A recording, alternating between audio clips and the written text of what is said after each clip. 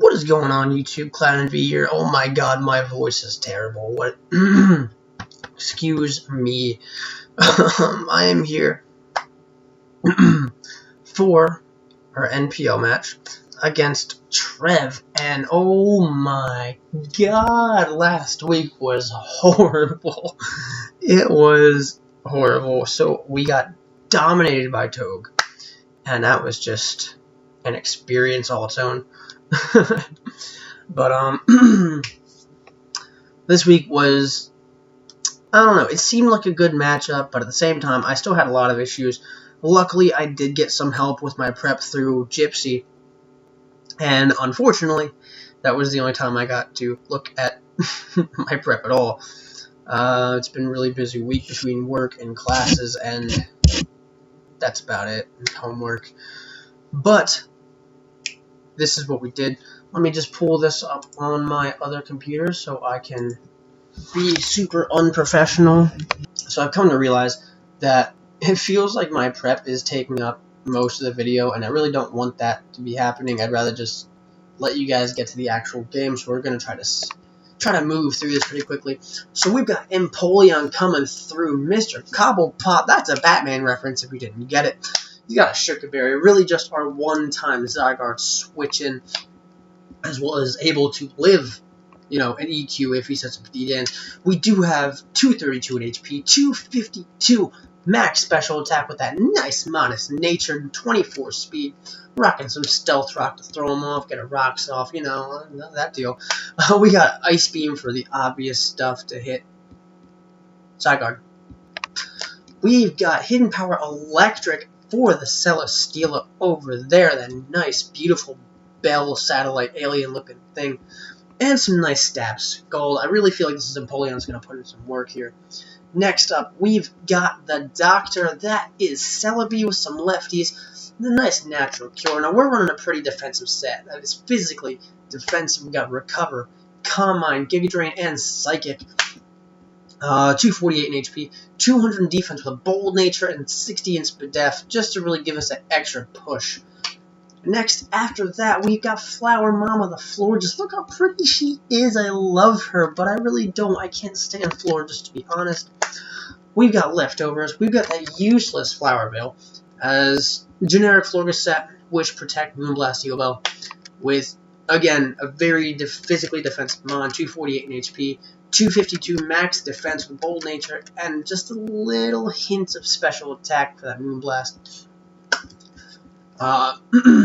Bingo, the Arcanine, he is coming back. He's coming out there, and he's doing some really weird stuff. We've got Leftovers, Intimidate, with pretty wacky moveset. Toxic, Flare Blitz, Wild Charge, and Morning Sun for that beautiful sustenance. There's a couple stuff I really wanted to change before I hopped into this battle, but I did not. Originally, I wanted to take Toxic off of Arcanine. It was... I saw the value in it, but against Mega Diancie, I really figured, like, should probably use Bulldoze, but it will be good for that Rotom Heat switching. So, or Iron Head, that'd be better than Bulldoze. What am I talking about? Past that, we've got Gyarados. Oh my god, why is this happening? Stop. Didn't I already click not to do this, please? Please stop. I don't like you. Okay, back on track. We've got Gyarados. That is Tlaloc. For those of you who aren't aware, that is the Aztec god of rain, thunder, and earthquakes. I don't know how earthquakes correlate with rain and thunder, but Tlaloc. Now, this is our late game win con. We've got Leftovers, we've got Moxie, we've got Dragon Dance, Substitute, Taunt, and Waterfall. This is a crazy set, and I was really excited to use it because looking at Trev's team, he does not have Water Resist, which means if we can get the setup off, Gyarados can kind of just run through, and I'm completely cool with that, especially with that nice Moxie boost. We do have 102 in HP, 172 in attack with a nice Adamant nature, and 144 in speed just to kind of push us over that edge. Last but not least, we've got Red Hood the Sneasel. Now, I am loving this guy. Another thing I really wanted to change, we have a choice band. I really wanted to go for more of a life orb, maybe muscle band, but again, I really just didn't look at any of this before I hopped in, which I really wish I had the chance to. But we do have a choice band Sneasel. We got knockoff Metal Claw, obviously for the DNC, come on. Icicle Crash and Ice Shard with 40 in HP, just a little bit. 252 in attack and 210 in speed with that beautiful jolly nature. Now we are going to get into this match. this whole crazy dig we got going on. So let me just move that down a little bit. Move this to a normal speed. And let's go hit play here. Okay, so he's going to start with Rotom. I lead off with Sneasel because, honestly, from Trev's perspective, I thought that he might think that Rotom was an obvious lead. So, my only electric resist is Celebi, who, let's be honest, doesn't want to take Overheat. So, Rotom was a very good lead. I recognize it was a very good lead. I led with Sneasel. This weird thing in my head just said, you know what? Trev's smarter than this. He knows Rotom was the obvious lead. He's going to pick something else. He picked Rotom. So we lead with Sneasel. And I panicked. I was like, no. Go into Arcanine. Let's just reveal the Intimidate as he goes for that Strong Volt switch. Realistically, I should have just kept Sneasel in, but at the same time, it would have been too easy to set up. So we do get some nice lefty recovery. BINGO is going to jump right out of there. I don't want this thing setting up a rock polish on me. But he goes straight for the Diamond Storm, which wasn't a bad play at all. Luckily, Celebi's able to eat that up pretty well. That nice defense is putting in work as he goes into a Cellgore. I'm not trying to get Bug Buzz. We actually switched out predicting, I think, Rotom to come in. So he's going to get his, I keep wanting to call it Bugatti. He gets his Cellgore out of there. Thanks, Kyle. As we go for Flare Blitz, I figure nothing's really going to want to take it. DNC can, but he goes for this trick. Now, this play was just on point. It really was, because that really messed up Arcanine. So we go for a Morning Sun. Can't do anything else. Let's go on to Flower Mama. I really don't have anything that can deal too well with Rotom. He's going to get out of there. Go into Mesprit. Now, this Mesprit, I could not, for the life of me, tell what it was going to do. He went for a Stealth Rock, which tells me that, okay, if he's rocking Specs, then I'm going to pause this because I got to get my thought out there. If he's rocking Specs, he could put on Stealth Rock just to kind of fake me out, get his rocks up, and then just run from there. But he does reveal that he has U-turn, telling me that he's not Specs. Not even a little bit. So we're cool with that. He goes into Celesteela now, as I predict that and go for a Wish. I really didn't know what I wanted to bring in here, so we just go into the Doctor. Figured he might go for a Heavy Slam, but he goes for the Acrobatics, and that was crazy. Luckily, the Wish comes through, and I'm like, what the hell just happened? So we go into BINGO. He's going to take some rocks damage, but we do drop that attack a little bit. So Acrobatics only does about 29, but I don't want Arcanine taking this much damage. I thought about going for the Flare Blitz here, but I really wanted to keep up my HP. So we just went for Morning Sun. I do it again because I thought Rotom was faster than me. I forgot it gave me a Scarf. He's just going to Volt Switch out of there, going into Necrozma. This thing was terrifying. I've used Necrozma. I've seen the work that this monster can put in, and I just wasn't. I just didn't want to deal with it.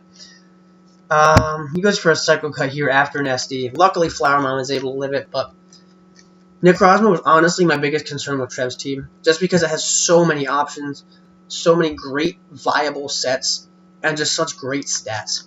Like, I love this thing, and it was honestly terrifying to go against. But we do Luck Sack there with a crit on the Moonblast, which is great for us. I'm very happy with that, but I feel like my best bet here was just let Flower Mama go down, see if he predicts a switch in, and if he's going to go for another move. He did reveal that he has the EQ, so cool for us.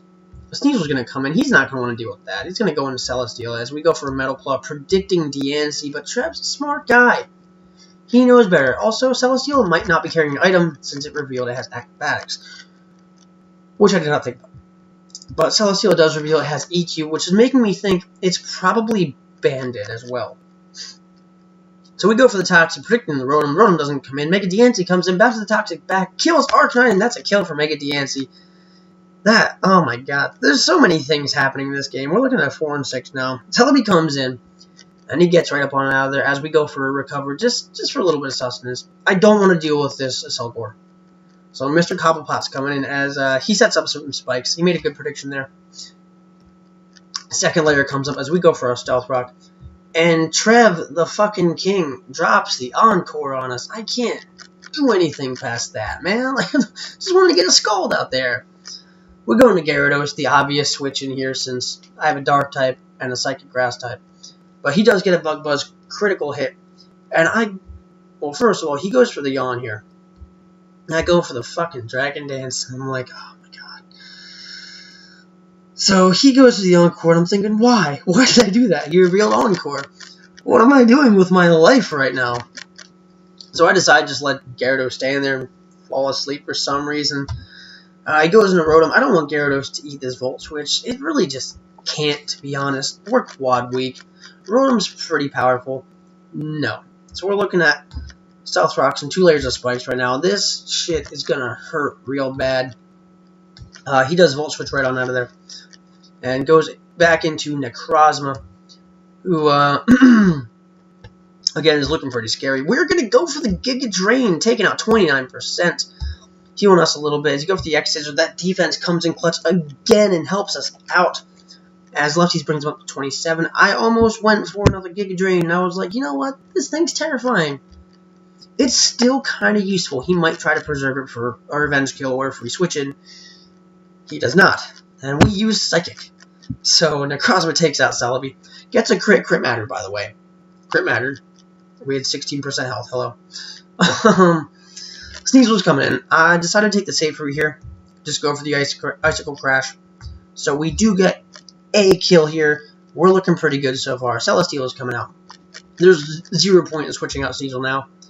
Figure another Icicle Crash might just be the best play, as he does take out Sneasel, which is sad for me, as he gets the Spadef boost. Now, Mr. Cobblepot's coming on in here. We're using Scald, and Trev did divulge to me that he was Assault Vest Celesteela, and that crit most definitely mattered, especially after the Beast boost. So, Trev, I am sorry about that, but if it helps, I feel like you would have used DQ, and we still have a Shuka.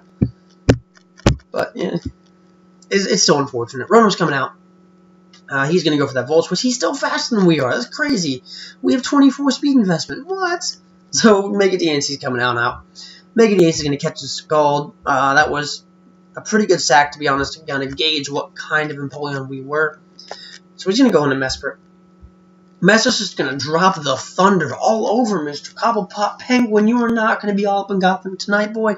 You are going to be in jail because you got Thunderbolted. Gyarados wakes up, and we get the Waterfall, and we don't get the flinch. As much as I hate praying for the flinch, I really needed the flinch because we possibly could have come back. To be completely honest, we probably wouldn't have. We could take out the Mesprit. I don't remember what Rotom's HP was at. Let's just go last turn real fast, and then I can check it out. I can't. I don't know if we would have outsped Rotom. If we got in the flinch on Mesprit, and if we were possibly able to outspeed Rotom, we are adamant, so probably not. But either which way, Selgor could have come in, could have yawned us, or I don't know what attacks they had outside of Yawn, Encore, Spikes. Oh, Bug Buzz. Is that what we might have actually won if we got in that flinch? But again, it's only 30%. No one has ever said, man, if I just got that hacks. No, it's whatever, man. I mean, we did better than I thought we would. I don't say this to discredit my opponent. Trev is an amazing battler. I have never beaten him before, and I respect him as such. But I played so bad. Oh my god. I played so badly that game. But he did have a really bad matchup against me, and he pulled through really well. Especially with Assault Vest Celesteela after the Beast Boost. That was crazy. Necrozma, Physical Necrozma, that was really good, man. Like, props to you. I love that set. And especially shoutouts to that bulkiest Selgor. with one damaging move. Like, I would not have expected that at all. But guys, oh man, I talked a lot. That is going to be it for me. Do me a favor, go over to Trev's channel, hit him up, watch his side of the video, get into his mind about this. But until then, I will see you next week. Stay frosty.